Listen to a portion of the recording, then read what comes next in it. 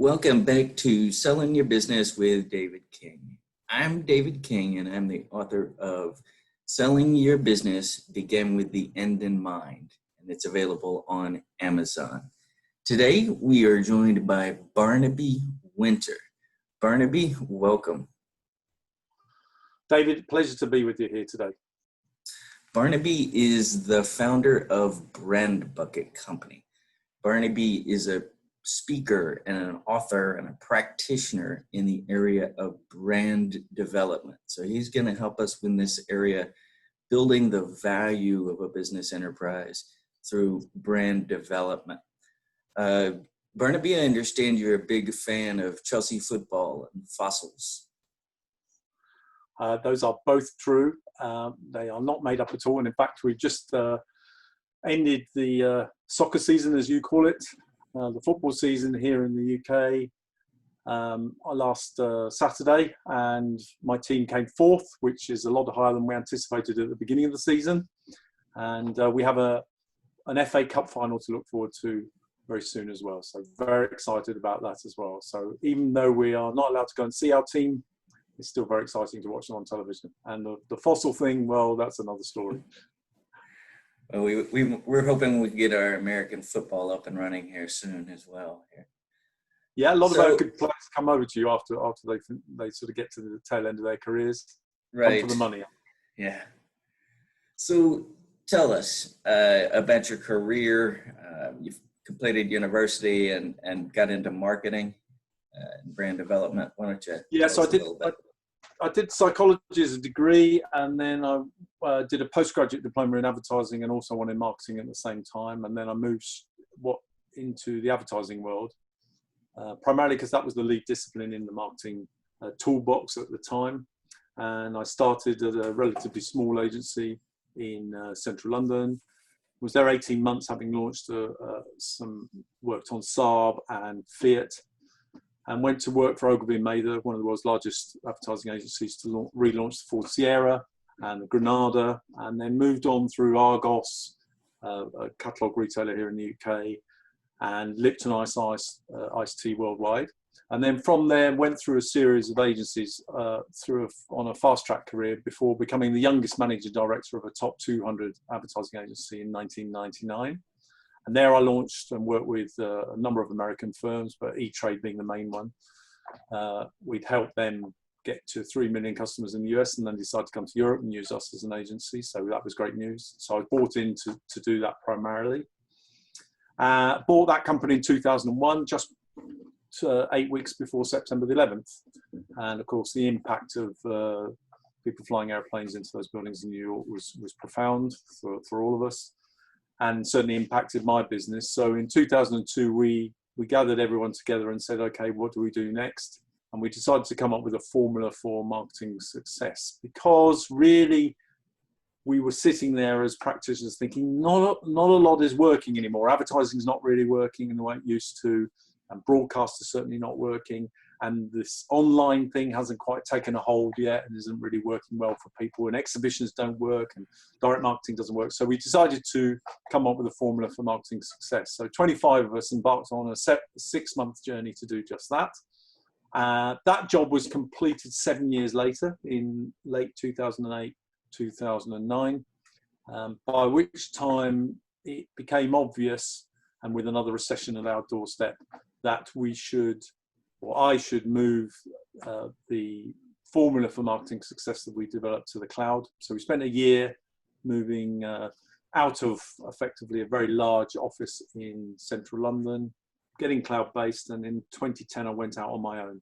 And today I work with 5 to 7 corporates a year, fundamentally changing their systems and processes so they're all marketing-led and very much building the brand, helping business leaders. So I mentor 16 business leaders at the moment. I speak professionally. I've spoken to over 15,000 companies worldwide now about how marketing has fundamentally changed, and the role of marketing has changed, and the importance of brand has changed.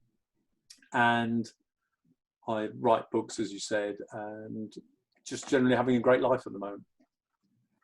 So brand development, marketing, it's a broader concept than advertising per se. Can you help us people distinguish the terminology, marketing, Yes, brand so, development, advertising? well, it's a great question. So I use at the core of what I developed was a thing called the brand bucket, which was developed in 1985 to launch Saab, and we used that to really help us define what a brand was way back in 1999. And we came up with a very particular definition of brand. And often people think it's a logo or a look and feel or something like that. It's absolutely not that anymore. So we define brand as every experience that affects the relationship between a product or service and its buyer. And what we mean by that is you can really only have a true sense of brand if you've actually purchased the product or service, i.e. you've exchanged either time or money, which are broadly the same thing anyway, because money is just a form of time.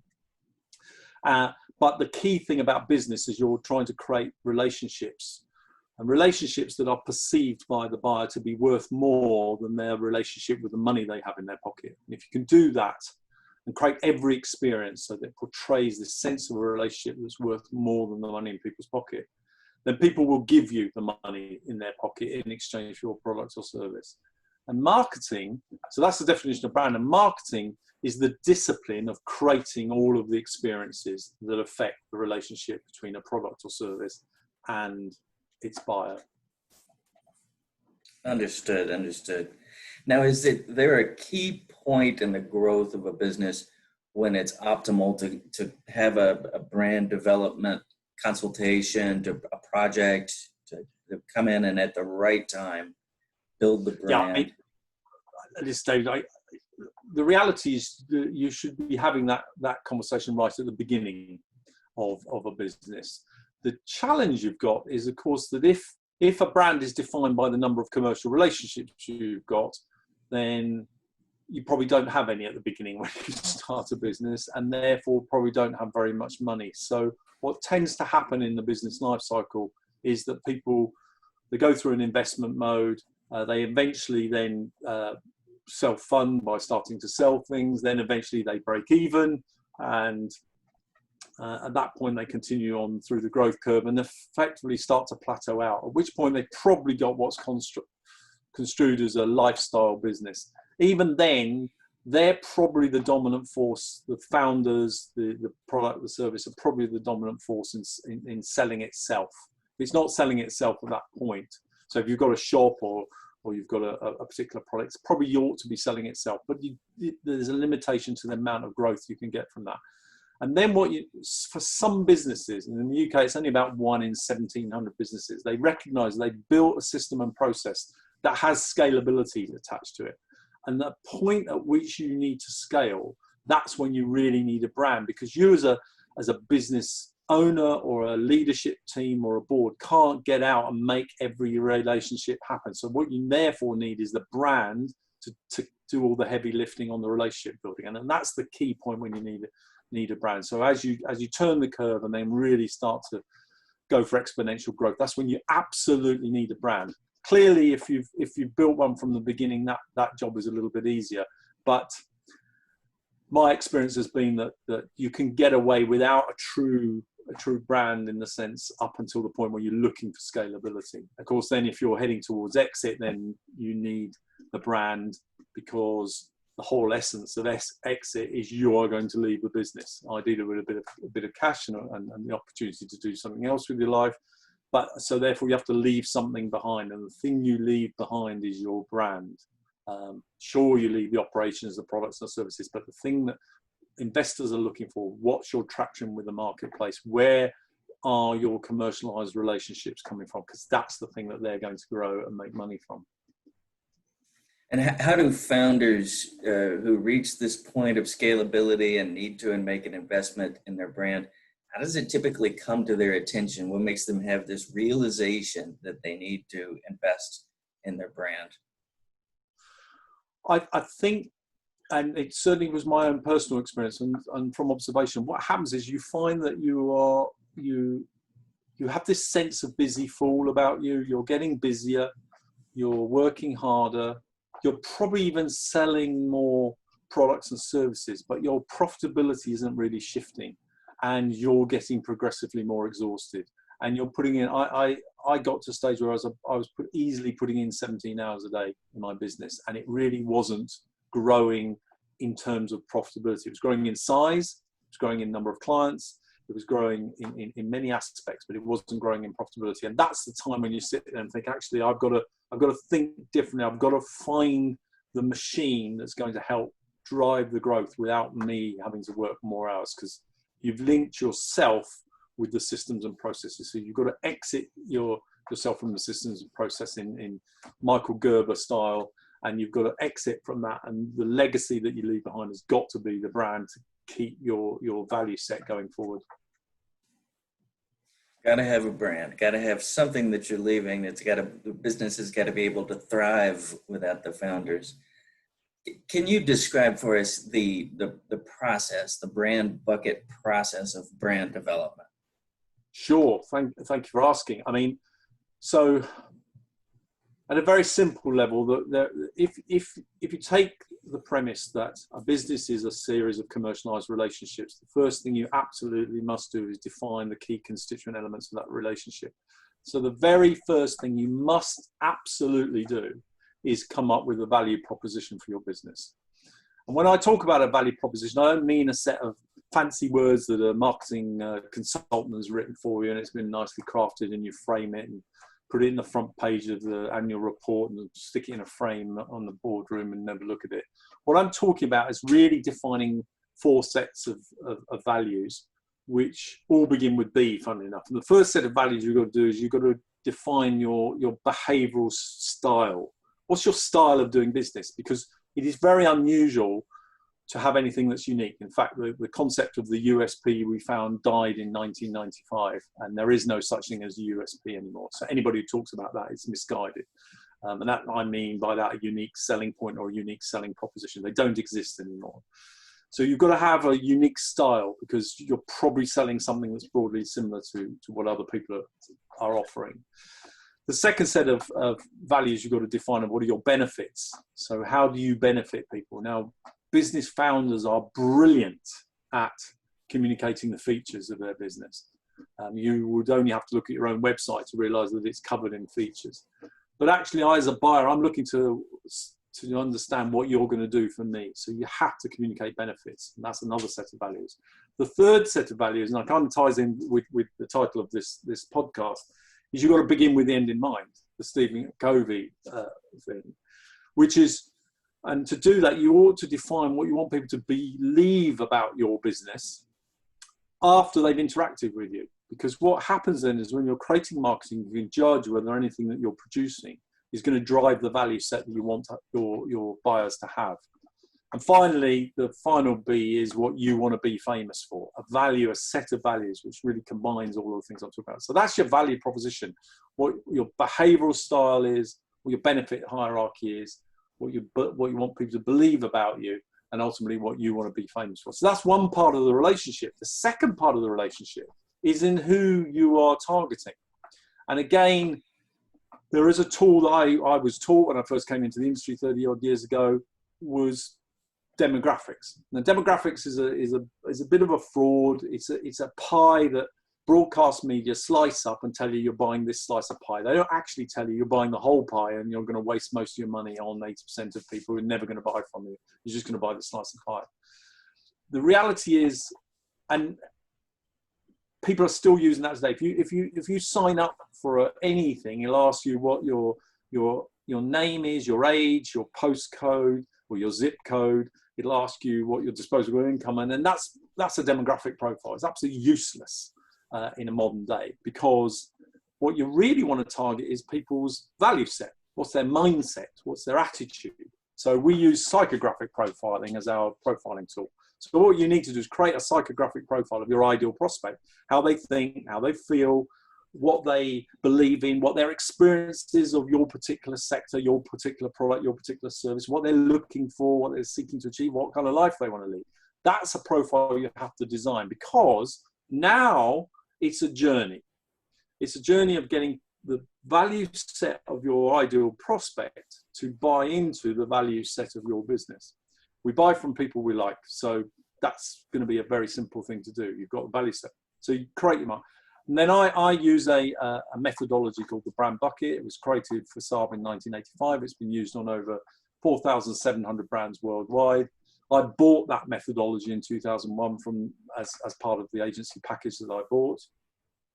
And that has essentially 6 steps, but they're summarized in 3 core strategies. The first thing you've got to do is you've got to engage your prospect. So, and there's lots of ways of doing that. You've got to have a strong brand icon. You've got to create an imagery that the prospects that you've now defined psychographically like, because it's like them. And then once you've engaged them, you now then need to demonstrate your value. And the way you do that today is through communicating your benefits on everything and all your website and your online activity. And then what you need to do is run a test drive. So you need to get people to immerse themselves in your value proposition in some way, some form. And once you've done that, and only once you've done that, do they then buy? Because they go, that's fantastic. I really like what I'm doing. And if it's a good test drive, you try and take it away from them. And they go, no, you can't take it away. I've integrated it into everything I've done. And I said, well, sorry, we've got to take it away. We're not a charity. We're not a not-for-profit. We can't give you this for free all of the time. So what we're actually going to do is take it away. And they say, you can't. And I go, well, I don't have an answer. Actually, I do have an answer. And they go, well, what is it? And I go, well, if you give us money, we'll carry on this relationship that we've been giving you for nothing. And they go, yeah, just, and they don't ask the price if you've got the test drive right. So then they buy. And at that point, most marketing people run for the hills or go to lunch. They kind of go, we've taken the suspect, we turn them into a prospect. We've taken them from cold to warm to hot. We've given them to you. You've converted them. We're job done. Actually, we found during our research that actually the point when people buy is when marketing should really kick in. And so the next and final phase is you've got to deliver on the promise that you've been doing it. And that needs to have marketing thinking on it. And again, you will need to make it the experience of being an owner of that particular product, service, or a user of that product or service amazing. And there's lots of ways of doing that. And then ultimately what you've got to do is look after the people who are spending money with you, using your product, using your service. You've got to look after them. That's got to be on your marketing plan. You've got to communicate regularly. There's lots of ways of doing that. So the model is value proposition, psychographic profile, and link those two together through an engagement, demonstration, delivery strategy. That is an extensive process that you've just described there. And I find the development of a psychographic profile, that sounds amazing, that it's, the studies are done that can develop the profile of psychologically, what buyers are we looking for out there?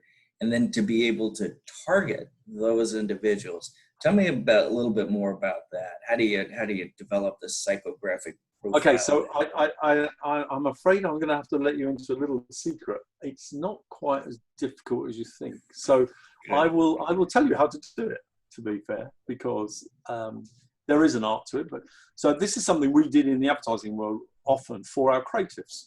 So what we would do is we would create a mood board of the kind of person that we wanted them to design the ads for, and we would take it in as part of the briefing process, and we say the person we want you to write this ad for is on this mood board.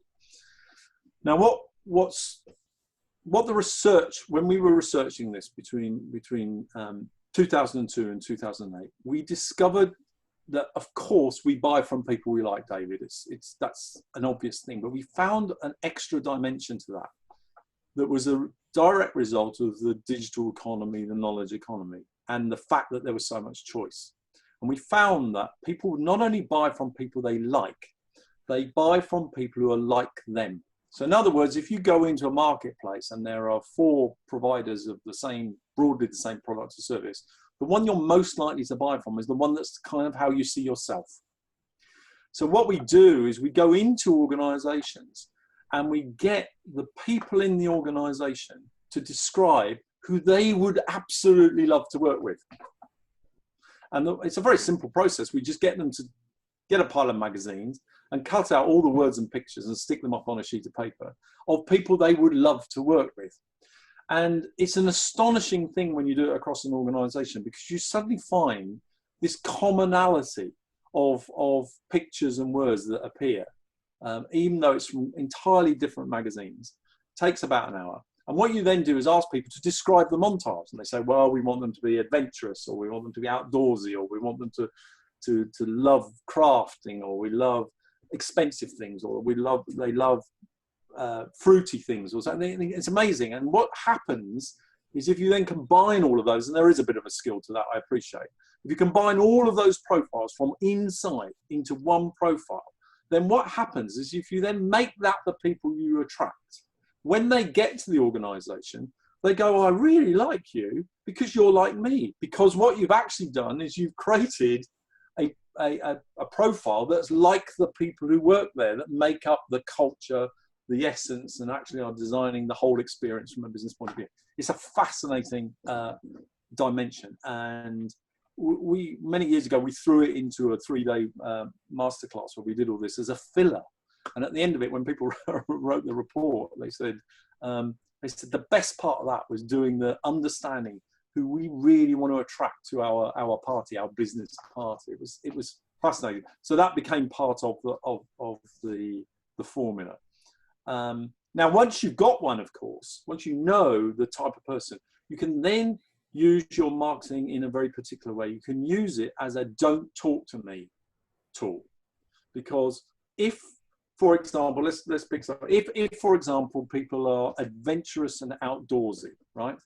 If all of your advertising is adventurous and outdoorsy, people who don't like adventure and don't like outdoorsy will not contact you. Because they go, that's not really for me. It's not really my style. It's not really what I think. And you probably exclude loads and loads of tire kickers who would normally contact you and say, tell me what you do. Tell me how you can make a difference. And you go, fantastic. And you go, oh, yes, thank you very much. I think I'll go and buy over there. And you waste a lot of time in your organization. Now, when you're building scalability, you need to be very efficient in bringing in large numbers of people, but they're always as close to being the right kind of person as you can. So you can build the machine so it converts them, and you can spend all of your energy delivering great products and services. So the more filtration you can do, the better. It sounds like this process must be extra challenging when we're doing it across borders or in multiple countries at once. Have you worked on projects that are multinational? Yeah, absolutely. Yeah, very much so. And in fact, there are clearly differences culturally, and certainly when we launched E-Trade across the globe, you know, one of the challenges we had, and Christos Kosakis, who used to run it there, was ex-Vietnam War vet, so the culture there was very, very, very direct in that sense. So of course, they said, we got all this to work in the US, just to run it in the UK. And we just looked and went, well, that's just not going to work in the UK. And they said, well, try it. And we tried it, and of course it didn't work. So we then got to do it all over again. Quite clearly, there are, I've spoken internationally in Iran, and they have all sorts of culture. They can't show naked flesh. They can't use women in advertising. And actually where they're at is much more about the product narrative rather than its benefits and things like that. So yes, there are nuances. I've shot international commercials. I'll take Lips Nice, for example. And when we did the pre-production meeting, and we had all of the marketing directors from 19 countries, we discovered that, of course, if you wardrobe somebody in a black shirt, that doesn't go down so well in Italy. It's just, you know, because there's the black shirts. And so we were showing wardrobe, and the guy in there said, look, you can't really. And then we found there were different glasses, and people drank, and of course the way people drink cold tea in Southern Europe is entirely different to the way they don't drink it in the UK, cold tea. We just don't drink cold tea. So it was a whole thing. So yes, absolutely. But what's really exciting about that is if you get the people who understand the in-market dimensions, and then you create the psychographic profiles, it fixes itself. The value proposition is always the same, but the psychographic profile just shifts. And then what you can do is design and nuance the big idea, the big brand idea, to the individual markets. It's a really neat tool, actually, for that. And we have done that in the past. As the son of the South, it is amazing that you Brits can drink so much tea without enjoying the best tea of all, Sweet, cold, sweet Oh, tea. oh. That's, But that's, it's interesting you should say that, but don't forget what our experience of cold tea is, right? It, it's normally halfway down a cup, right? And it's got like a scummy, milky, gone fatty surface on it, right? right. And it's just about to go down the sink and get washed up. That's our experience of cold tea. So it's a heck of a mind shift to ask people and say, actually, it's a thing. You can make it. Yeah. Having said that, I launched Snapple here in the UK as well, and you know, for those that try it and love it, of course, it's as good a soft drink as anything else, you know. So you've mentioned a few of the bigger projects you've been on. What are your favorite big projects you've handled in your career? So I think, and that's a variety. I have a little penchant for charity work. So I've rebranded 3 of the top 10 charities here in the UK. My favourite one is a charity called Marie Curie Cancer Care, as it was called then. They're now called Marie Curie, and their brief in 2002 was, you know, should we make our nurses famous? And we have this funny little daffodil thing. And actually, what we went back to them, created the value proposition, and said you must use the daffodil as an icon. And nowadays, if you walk anywhere in Britain, it would be unusual for you not to walk around and see somebody with a daffodil attached to their bag or their lapel or something like that as an icon of the fact that they're supporters of that particular charity. And that makes you feel very proud. I'm really proud of the work we did for E-Trade, because we got them from 0 to 25,000 customers in 18 months, 1.7 billion pounds on reserve, I was told. Again, by absolutely rigorously running the brand bucket program for them. So that's a great thing. I've launched VoIP, I've launched avatars, all great fun. So on the technology side, I've got some big wins, and I've even launched a gay bank as well in the past. So and that was a whole experience that I shall never forget. So again, at a time when you know the whole diversity thing was just breaking out at that time. So that was a really challenging project as well. So I like the challenging thing. I've launched washing detergents into a market where people said you can't launch another washing detergent. So there's a detergent in the US called Tide, which I think has really glowy, or used to have very glowy packaging. Well, that was adopted for a brand called Radion here in Europe. I launched that across Europe, and everybody said you can't do that because there's Persil and there's Ariel, and you know they dominate. And we did that. I've launched catalogue retailers. I've launched Decathlon, which is a big French retailer, sports retailer into the UK. Again, you know, there's a thing with the French in the UK. So, you know, lots and lots of projects where you just think, actually, and you know what, David, I feel very privileged as a brand bloke, because I get to walk down the high street and I can see a bit of myself on shop windows and over doors and on people carrying bags with my work on. It's quite a rewarding career to be a brand bloke, to be fair. Well, this podcast is about selling your business, and Sure. It's indispensable, or rather, the founders of a business need to be dispensable. The business must be able to thrive after the founders, and nothing is better to do that than having a brand, a solid brand. But how often do you see businesses down in the mid-market to small businesses, they feel like we can't afford to invest into our brand, and they may or may not ever reach that size, that critical mass to become something that can be passed along. How small can you scale down and help a business to develop their brand? Oh, so my mentoring, you know, I for obvious reasons, I've developed a portfolio of services where I can service those people. So my mentoring, so I mentor business leaders who are saying my ambition is to get to a size. And actually, even when I'm sitting down with them and there's only 3 or 4 in the organization, I'm immediately saying, systemize, create processes, put it in a manual, document it, measure it, link it to your business plan, link it to your KPIs, make everything, because at some point, you'll need to sell it. And they go, okay, we've no intention of selling. I said, no. You need to sell it to your next CTO. You need to sell it to your next FD. You need to sell it to an investor who's going to give you a chunk of money. And actually, an interesting story, many years ago, we were approached by a VC. And they said, what we'd like you to do is we'd like to take our pitch documents that we put out to the investor community, and we'd like you to brand them. Yeah. And we said, well, what does that mean? They said, tart it up, make it look fancy. So we went, okay, but we can't really do that. And they said, no, just do what you do, but don't cost an arm and a leg. So we would create a value proposition and all this sort of thing, and we design the documents and we give it back to them. And then they invited us to lunch after about 18 months. I said, well, we've invited you to lunch for a very particular reason. Oh yeah, what's that? I said, well, so what you haven't appreciated is we've been split testing your document against the one we've been doing for the last 15 years. Oh, okay, that's interesting.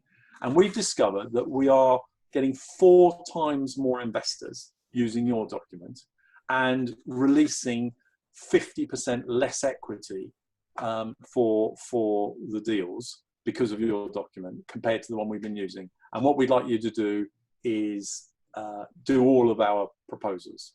And we went, okay, how many is that? And they said, we do 30 a year. And it was a substantial win for us.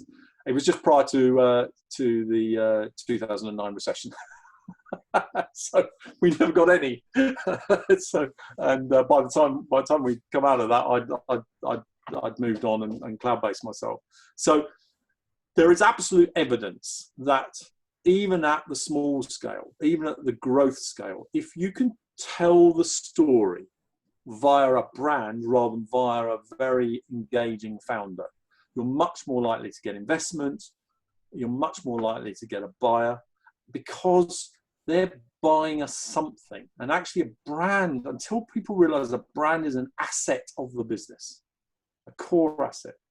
They say that when Ogilvy and Mather was sold to WPP, there was a £60 million figure in the balance sheet which said for the brand name. £60 million, Dave. Just think about that. Yeah. And this member came around and said they paid WPP had paid 60 million. Now, whether that's true or not, it was just just the concept of you must see brand as an asset. And it's a really valuable asset if you're selling a business because it allows you, the founder, to exit and leave your values, because that's what we would do. We would be asking you what your value set is and putting it into the brand, leaving your values in the business in the way that, if you went to a Chanel or a Gucci or any of these big brands, the values of the founders are still in those businesses through the brand. How often are you brought in on projects like the one you just described where the customer is an investor and you're trying to help a company pitch itself and raise capital? I'm working on 3 right now. so out of the 16 mentoring, I'm working on 3 specifically right now. One in the hearing industry. It's a piece of software that will manage the noise going into your ears, because of headphones, we're going to create a whole generation of deaf people very, very soon. So they do it with software. Another one for a problem-solving escape room-based business where we're going into to raise funding in that in September. So I'm currently working on both presentations right now, because actually even just me coming in and putting a brand bucket slide rule over your pitch presentation fundamentally changes this, because of the language changes. And when people read it, they go, oh, okay, I get why people want to buy this. I get why lots of people want to buy this. I get that if I give you money, I can see that if you do what you're going to do, there's going to be a return for me. I might even get my money back, and and I love what you're trying to do. Really exciting to do that. So actually, rather weirdly, more often than not, I prefer to create campaigns and do stuff online and build amazing online experiences and things like that. But if people give me the money, David, I'll do the work. That's crucial to keep in mind that we always need to be marketing, no matter whether we're working Yes. with end customers or investors or exactly who our business is targeting. Yeah, I was once, I've rebranded a number of law firms, and one law firm used to have these seminars, and they said, "Oh, would you like to come to this one? We've got one of the leading investors, guys that get investment for businesses coming to speak to us." And the place was packed. It was standing room only. There was 80 chairs, and everybody was standing around the walls. And the guy stood up and he said, what I'm going to do is I'm going to reveal to you the best kind of investor, and the way to get the best kind of investor. We're all poised with our notebooks and our pens out and all that sort of thing. We're all poised. And he said, so what you've got to do is from day one, you've got to sell stuff. And everyone, they're going to sell, we're all blindly writing, it's got to sell stuff. We go, look at that. You go, well, he's joking. He said, the best investors you'll ever get are the people who buy things from you. He said, because they give you money in exchange for your product or service. And they don't take any equity. They just take the product or service. He said, too often I'm with startup businesses, early stage businesses, and they're giving their products away to get market traction. He said, that's absolute nonsense. He said, you've got to sell from day one. He said, because the best investors you'll ever get are the people who buy from you. And of course, if you take that thinking, you've got to apply that same thinking, that same energy that you're trying to get a prospect to buy from you. You've got to apply that same thinking to an investor, to a new employee, to another board member, to a company that's going to buy your wholesale company out of you. Why people go into this kind of rational, I've got to give you all the charts and how clever we are and all that sort of thing, instead of saying, no, actually, I've got to treat these buyers in the same way as I treat the person that walks up to the counter and says, can I buy such and such? And that's an art that seemingly just gets lost along the way, David, when people are trying to sell or exit their business. They suddenly go into this kind of, I've got to show how clever I've been in building this business. No. You've got to convince the person that's giving you money that they're going to get more money out of you. You've reached as far as you're going to go. It might be an age thing, it might be an energy thing, it might be an inability to scale thing, it might be loads of reasons why you're exiting. That's irrelevant. You've got to tell the story as if somebody's going to buy you, and it doesn't matter whether they're buying, chocolate bar at the counter or whether they're buying your business. The rules are the same. If one of your children were going to start a business today and wants to obviously begin with the end in mind, build it into an enterprise with enough value that can go on, survive and thrive after they depart, what one bit of advice would you give them?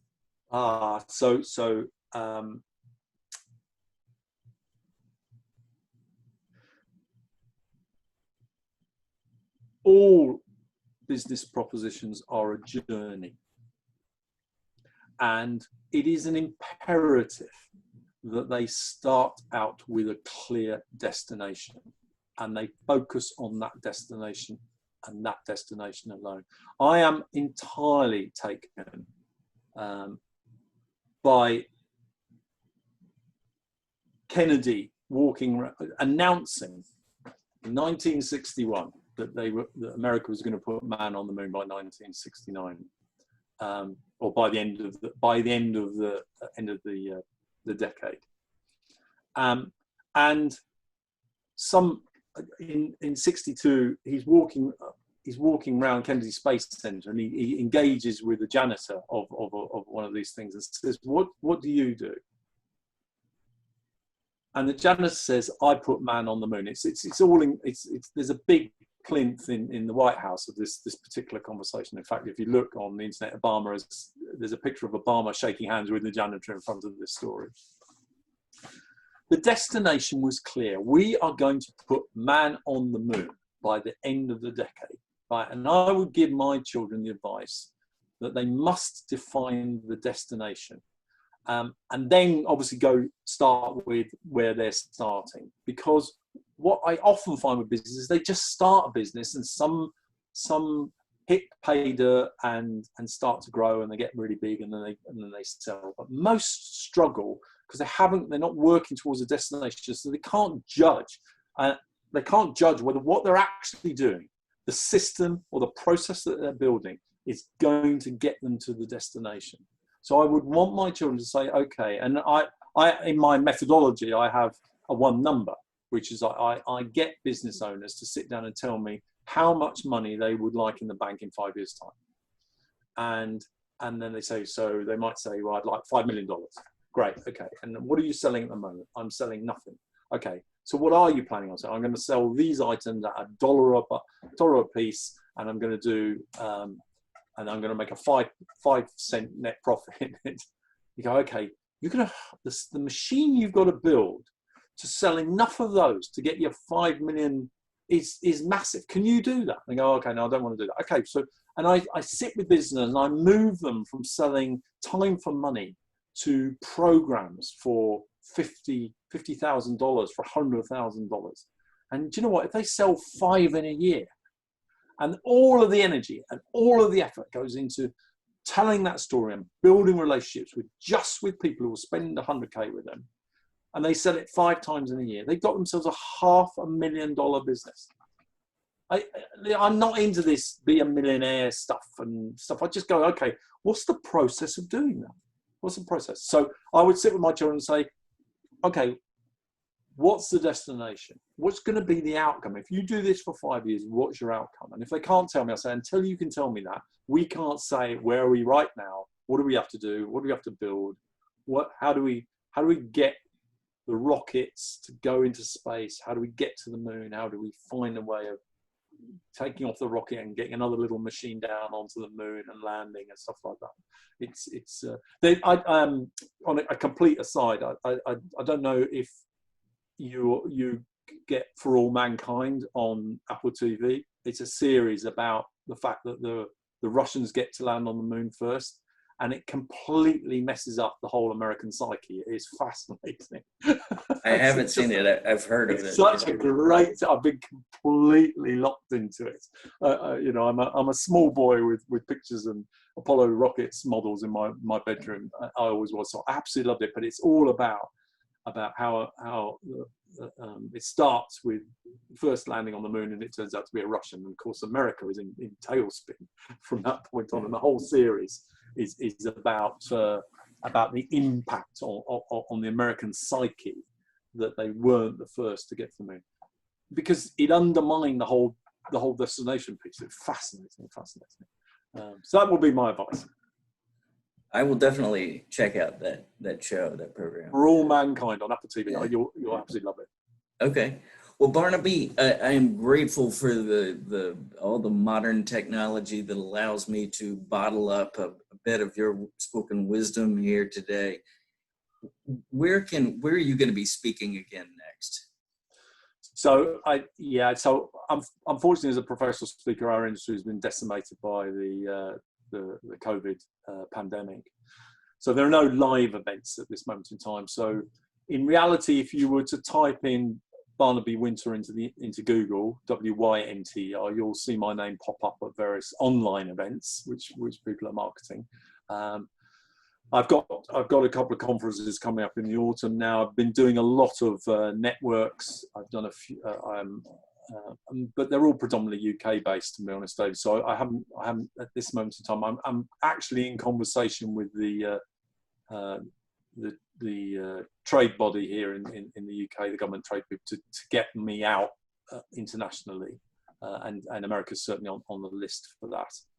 I've not actually spoken in America. I've spoken in many places, but I've come to America as yet, and I'd love to. I love America. I've been there many times, so that would be fantastic.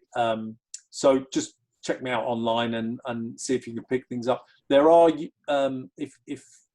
if you search hard enough, there's actually quite a few of my keynotes that people have recorded on Zoom and are now live on the interweb, and that's where I talk about how marketing's fundamentally changed. The fact that the digital economy, the new age, means that you've got to take an entirely different approach to your marketing. It's got to be insightful, and I talk about challenge of sale and how buyer behavior has changed and all sorts of things. So there's some good keynotes out there on YouTube, I think. Have you got any new books or articles coming out soon? Yeah, so I've got, so I'm working on book number 2. Book number 1, The Brand Bucket, Make Your Marketing Work, it's done really well. And I've written 70,000 words and I'm unhappy with about 59,000 of them. So I'm currently rewriting, as all technicians tend to do. They're not quite satisfied. So I'm kind of rewriting the style of the book right now. I'm aiming to start getting that to publishers in the autumn and hopefully have that in market in 2021, and I'll be supporting that with then the speaking as well. It embraces what I'm saying in my keynotes right now, but it's going to be designed to allow business leaders to just sit back, the fine glass of whatever their choice of drink is, cold tea if you want, that's up to you, and just sit back and go, okay, this frames what's going on around me, and I understand why my marketing's not working, and therefore I need to do something about it. That's the ambition for the next book, and I'm very excited about it. It has to be said. Well, I can think of plenty of businesses I've worked with at the early stages to help plan them to build something that they can sell, that will be a saleable business, and so many of them would have benefited from your programs. So I hope that your wisdom spreads and people follow you here. You get more followers here in the United States. That would be fantastic. That would be fantastic. I would like that. Well, thank you so much for joining me, folks. Barnaby Wynter, internationally acclaimed speaker, author, and practitioner. And with that, thanks again, Barnaby. I really appreciate your time. It's a real pleasure. Thank you very much. And with that, folks, I'll sign off. We will see you next time on Selling Your Business with David King. Be well.